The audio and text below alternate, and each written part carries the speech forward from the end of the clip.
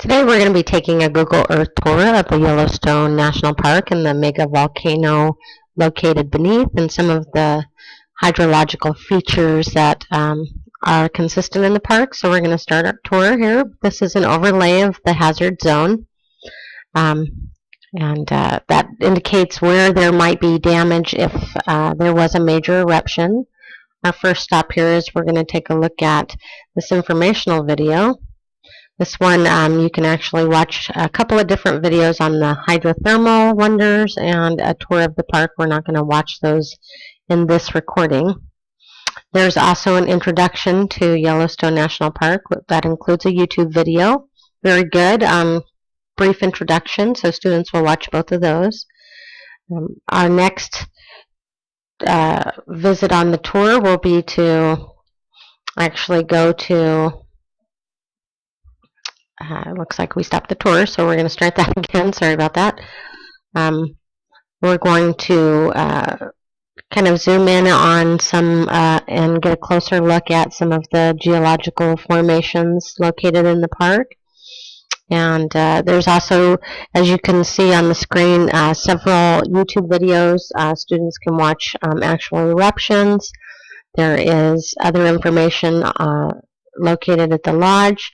We're going to zoom out now and take a look at some further detailed information here on the Yellowstone Caldera.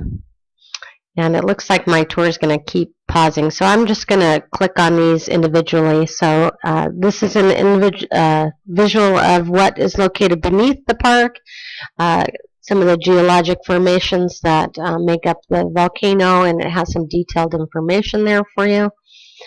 This one also has some text that we can take a look at. This one goes more in depth about how wide and long the caldera is, when the eruptions have occurred, predictions for future eruptions. So those are the next two stops on our tour. The next one we're going to actually go to, this one is an interesting feature. Yellowstone is located right on top of the Continental Divide, and if you aren't aware of what that looks like or what that is, it's actually the separation between water that flows into the Atlantic and water that flows into the Pacific and the Gulf of Mexico.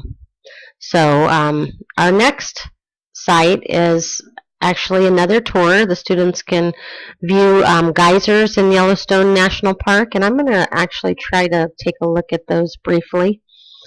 We don't have too much time to view that, but just to give you a heads up on what the students will be seeing. And you can hear the audio on this, but let me enlarge this real quick, and you can see this actually goes through and shows live video of several of the geological or hydrothermal vents and geysers. So I think the students will find that interesting. So back to our tour, and our next site is actually one of the larger geysers, and we're going to take a look at just a couple of them. At the end of the tour, which we're not going to take a look at here, there is actually a very in-depth tour of most of the major water features in Yellowstone National Park, and the students will get a chance to see that, but we won't view it in this slideshow. This is also another of the larger geysers, and for some reason here on this video we're not able to see. There's actually information that's attached to these in the later tour. So we're next going to go and take a street level view of the lodge, and it has it's the information center as well. We'll close that one, and students will be able to get information on the park.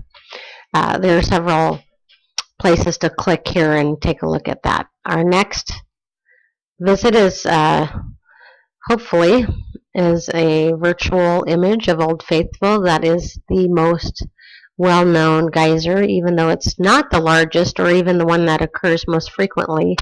It, I think, is popular because it's located close to the lodge, and it is pretty predictable in its eruptions, so visitors can often time their visit to get a view of it, and it also occurs pretty regularly, several times a day. So there's some other information on, I'm going to see if we can't adjust the screen here. So you can take a look at that. Let's try that again. Again, many of these icons have more information, and the students will be doing most of their research on what can you embed in a Google tour, how do you use layers, how do you do map overlays, some of the same things we're learning in class. So that is the objective of this, is to serve as an example for their own tours that they're going to be doing of one of the world's largest volcanoes. Again, the last one is just the overlay map. I'll give you a little longer to take a look at this.